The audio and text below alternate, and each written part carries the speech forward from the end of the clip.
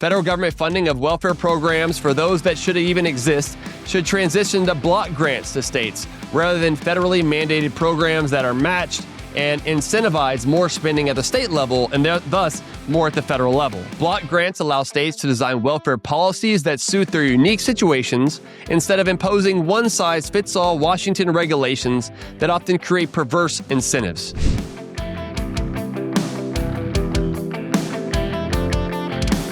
Hello, welcome to this week's Economy. I'm your host, Dr. Vance Ginn. Thank you for joining me again today. It's always a pleasure to have you with me. Got a lot to talk about today. There's a lot going on, right, with the federal government shutdown and everything else. And it's still shut down as I'm recording this. Likely will be still shut down by the time that this airs. But it's something that I think we need to look into it. And sadly, this sort of thing is not new, right? Washington has become addicted to chaos in budgeting, marked by shutdowns, continuing resolutions, and bloated omnibus bills. But we must be clear that this shutdown is just a symptom. The disease, as I've mentioned many times, is runaway government spending. Government spending is the ultimate burden of government. Taxes, shutdowns, those are all symptoms of that disease. The U.S. debt has now soared past $37 trillion, which is more than 100% of our GDP. We're running nearly $2 trillion in annual deficits and could soon be above $3 trillion if we're not careful. And Congress hasn't passed a full budget on time since 1997. That's almost 3 decades of fiscal irresponsibility. Instead of lawmakers have punted with short-term patches and massive unread spending packages. That's fiscal malpractice, folks. So in this episode of This Week's Economy, I'm going to cover who needs to take responsibility and what steps must be taken to prevent future shutdowns, address our nation's spending problems, and get America back on track. You can watch or listen on YouTube, Apple Podcasts, Spotify, or any other place where you get your podcast, and visit my website, vanceginn.com, for more information. Remember, the Let People Prosper Show is an audience-supported publication, so to receive new posts and become a paid supporter of my work, become a subscriber today at vanceginn.substack.com. All right, let's get into it. So first, who is to blame for all this? Well, during my time at the White House as chief economist of the Office of Management and Budget, I witnessed firsthand the flaws in this system. During that time under President Trump in the first term, our team found $4.6 trillion in savings in the president's last budget of fiscal year 2021. Of course, that wasn't spending cuts. It was spending less than we otherwise would. That's why I noted it as savings, not cuts.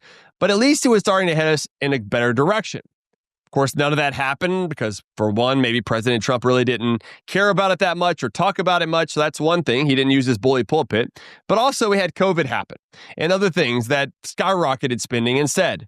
But the lesson from all of my time there and other things that I've been working on in the meantime is clear. America doesn't have a revenue problem.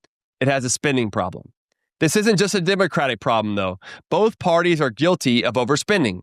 Republicans are currently pushing a so-called quote-unquote clean continuing resolution that continues Biden's bloated spending levels, which is interesting because I think they tried to do that in order to kick the can down the road for a while, say, hey, look, we got a clean CR, Democrats, and the Democrats still couldn't even approve the Biden budget. Meanwhile, Democrats are demanding even more, especially for healthcare and other entitlements that are already sustainable. In fact, they want to increase spending by $1.5 trillion over a decade. Some of that for illegal aliens, especially in places like California, where they've passed laws that says that they're going to cover illegal aliens on Medicaid.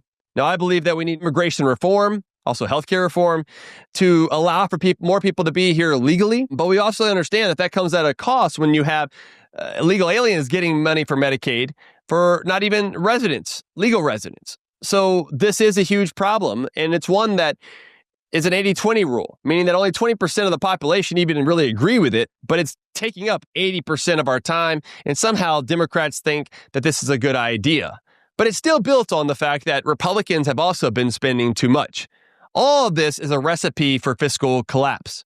So how do you fix this? All right, well, step one, cut spending. Imagine that. Every borrowed dollar is a hidden tax on the future. We have explicit direct taxes that we pay out monthly or annually or something along those lines. Those are things that we see, but we oftentimes don't see the taxes from the excessive spending of government debt or the higher interest rates or the inflation, which is just another tax on us. As interest payments on the national debt grow, they consume a larger share of the federal budget, crowding out priorities like defense. At the same time, heavy borrowing fuels inflation when the Federal Reserve finances debt by printing money, reducing the purchasing power of American families. When I was at OMB, we proved that $1 trillion in cuts are possible, so the problem isn't math, it's political will. Politicians love to spend because they can claim credit now while passing the bill to future generations and win voter support and election now. That must end, okay? Cutting spending isn't about austerity. It's about freeing resources for family and businesses to drive growth and opportunity. So where should we look at spending reforms and cuts? Well, one is we've got to look at quote-unquote entitlements. Programs like Social Security, Medicare, and Medicaid consume the bulk of the budget. Transitioning to personal accounts for savings and healthcare spendings like the no-limit healthcare savings bill or approach that I've put forward in the Empower Patients book with Dr. Dean Waldman and also my report that I published recently at Americans for Tax Reform. Those are key areas that will put more power in the hands of patients and therefore doctors to come together and allow for a well-functioning marketplace. So this could improve healthcare while we're driving down the prices in the process. Also, when you look at something like private savings accounts, or I recently talked to Romina Baccia, who will come out, her episode will come out later this week. We talked a lot about ways to reform entitlements, raising the retirement age, implementing means testing, and eliminating inefficient programs that can help protect resources for the most vulnerable while reducing taxpayer burdens. There are many wasteful programs and unnecessary programs and regulations that can be ended, such as the Export-Import Bank, the Consumer Financial Protection Bureau, the Jones Act, and excessive regulations. These would all help reduce waste and cronyism. But also in the federal reform space, there's much needed. Federal government funding of welfare programs for those that should even exist should transition to block grants to states rather than federally mandated programs that are matched and incentivize more spending at the state level and thus more at the federal level. Block grants allow states to design welfare policies that suit their unique situations instead of imposing one-size-fits-all Washington regulations that often create perverse incentives. Related to this, I explained block grants and welfare reform in depth at AIER's The Daily Economy, which you could find in the show notes. Step 2, fix broken budgeting process. Well, shutdowns keep happening because Congress refuses to follow regular order. Instead of passing 12 appropriation bills on time, they lurch from continuing resolution, which is a CR, to giant unread omnibus bills. Shutdowns are not a sign of limited government. They're a sign of dysfunctional government and too big government.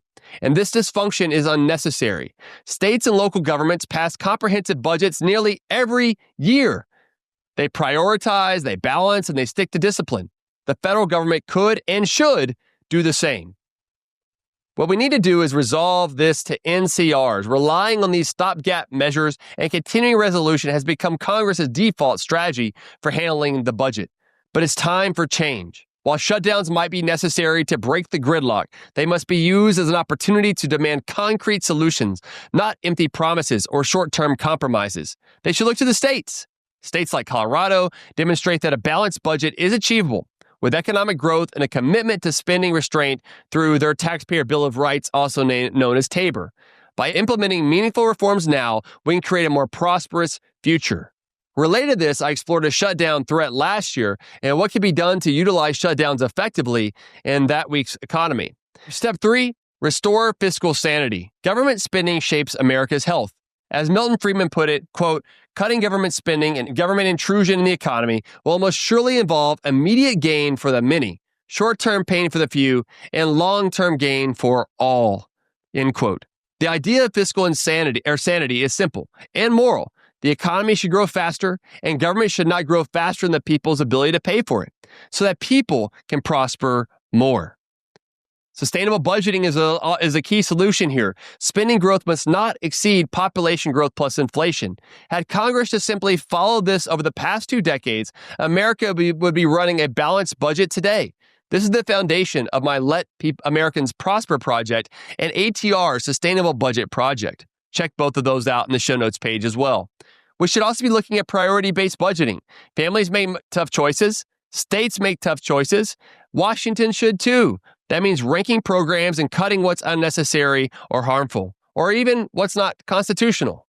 They should also look at reforming entitlements. Social Security and Medicare are the biggest drivers of the long-term debt.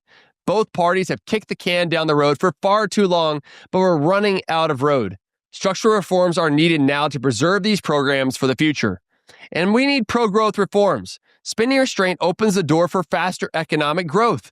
Lowering tax burdens, reducing regulatory tape, and unleashing innovation will expand opportunity while strengthening the budget and families' budgets. Growth is essential, but it only works in tandem with fiscal discipline. Related to this, you can take a deep dive on sustainable budgeting by checking out my project with Americans for Tax Reform.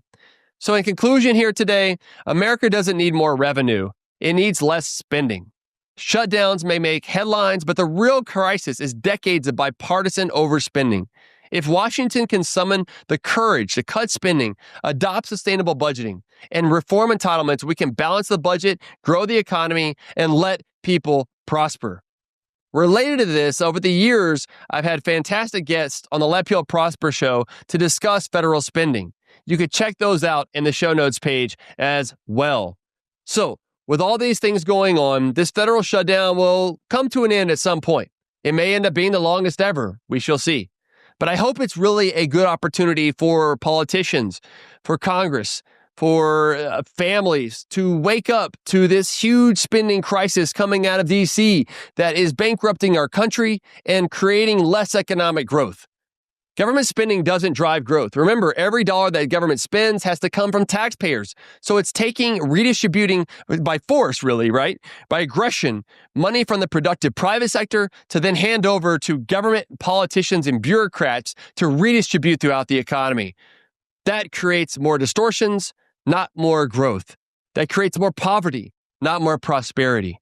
And ultimately sets us up for not able to live the American dream that so many people want. So I'm hopeful that we can learn from this, improve on things, and come out better in the future. I'll continue to be an optimist. I hope you will too. Thank you for joining me today. Remember, you can find more information at vanceginn.com. Also, my show notes page at vanceginn.substack.com. Please share this with your friends and family and your colleagues and everyone else. And until next time, let people prosper. God bless you and have a wonderful week. Thank you.